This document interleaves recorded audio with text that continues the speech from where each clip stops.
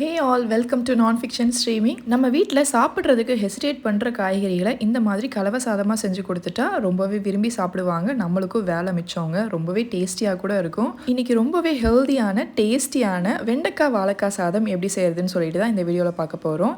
இந்த ரைஸ் செய்கிறதுக்கு ஃபஸ்ட்டு ஒரு வாழைக்காவை ரெண்டாக கட் பண்ணிவிட்டு தண்ணியில் சேர்த்துட்டு ஜஸ்ட் 3 நிமிஷம் கொதிக்க வச்சு அதை தனியாக எடுத்து வச்சுக்கோங்க. ஒரு கடாயில் 1 டீஸ்பூன் அளவுக்கு கடலெண்ணெய் சேர்த்துட்டு எண்ணெய் காஞ்சதுக்கப்புறமா 1/4 கிலோ அளவுக்கு வெண்டைக்காவை இந்த மாதிரி சைஸில் கட் பண்ணிக்கோங்க. இதை விட பெருசாக கட் பண்ணிங்கன்னா குழந்தைங்க தனியாக எடுத்து வைக்கிறதுக்கு சான்சஸ் இருக்குது. ஸோ இதுதான் கரெக்டாக இருக்கும். எண்ணெயிலே இந்த மாதிரி வதக்கி கொடுத்துட்டே இருந்தீங்கன்னா அதில் இருக்க வளவளப்பு தன்மையெல்லாம் போயிடும். இந்த மாதிரி கம்ப்ளீட்டாக வாழைக்காயில் இருக்கிற வளவளப்பு தன்மை எல்லாமே போனதுக்கப்புறமா ஒரு பிளேட்டில் ட்ரான்ஸ்ஃபர் பண்ணி வச்சுருங்க.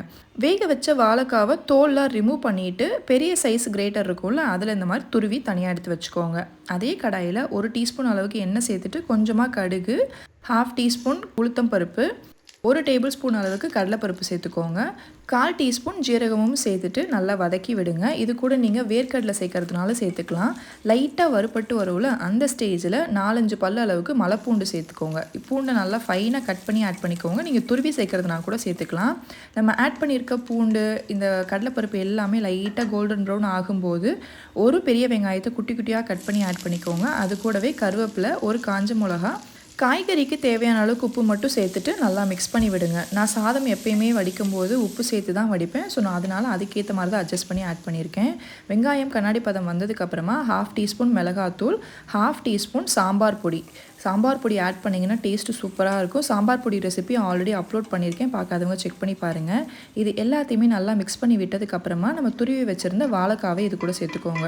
நம்ம ஆட் பண்ணியிருக்க வாழைக்காய், வெங்காயம், மசாலா பொருட்கள் எல்லாமே மிக்ஸ் ஆகிற மாதிரி நல்லா மிக்ஸ் பண்ணி விட்டுக்கோங்க.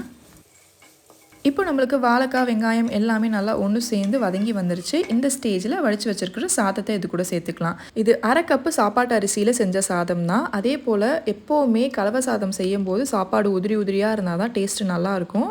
சாப்பாடு ரெடியான உடனே ஒரு பிளேட்டில் போட்டு ஃபேனில் நல்லா பரப்பி ஆற வச்சிட்டிங்கன்னா உங்களுக்கு உதிரி உதிரியாக வந்துடும். அதுக்கப்புறமா நம்ம வதக்கி வச்சுருந்த வெண்டைக்காவையும் இது கூட சேர்த்துட்டு நல்லா மிக்ஸ் பண்ணி விட்டுக்கோங்க. நீங்கள் இந்த ஸ்டேஜில் கொஞ்சமாக பெப்பர் சேர்க்கறதுனாலும் சேர்த்துக்கலாம், கொத்தமல்லி தழை சேர்க்கறதுனாலும் சேர்த்துக்கலாம், உங்களோட விருப்பம் தான். எல்லாமே கம்ப்ளீட்டாக மிக்ஸ் ஆகிற மாதிரி மிக்ஸ் பண்ணி விட்டுட்டிங்கன்னா சூப்பரான ஹெல்தியான வெண்டைக்காய் வாழைக்காய் சாதம் ரெடி. இது ரொம்பவே டேஸ்டியாக இருக்குங்க. மிஸ் பண்ணாமல் ட்ரை பண்ணி பாருங்கள். இதுக்கு தொட்டுக்கிறதுக்குன்னு எதுவுமே தேவையே இல்லை, அப்படியே சாப்பிட்டாலே சூப்பராக இருக்கும். குழந்தைங்களுக்கு லஞ்ச் பேக் பண்ணுறதுக்குலாம் நம்மளுக்கு காலையில் டைமில் ரொம்பவே ஹெல்ப்ஃபுல்லாக இருக்கும். நம்ம பேஜில் வர வீடியோஸ்லாம் உங்களுக்கு பிடிச்சிருந்துச்சுன்னா கண்டிப்பாக உங்கள் ஃபேமிலி அண்ட் ஃப்ரெண்ட்ஸ்க்கு ஷேர் பண்ணுங்கள். நம்ம பேஜை மறக்காமல் ஃபாலோவும் பண்ணிக்கோங்க. வேறு ஒரு சூப்பரான வீடியோவில் மீட் பண்ணுறேன். அன்டில் தென் பாய்.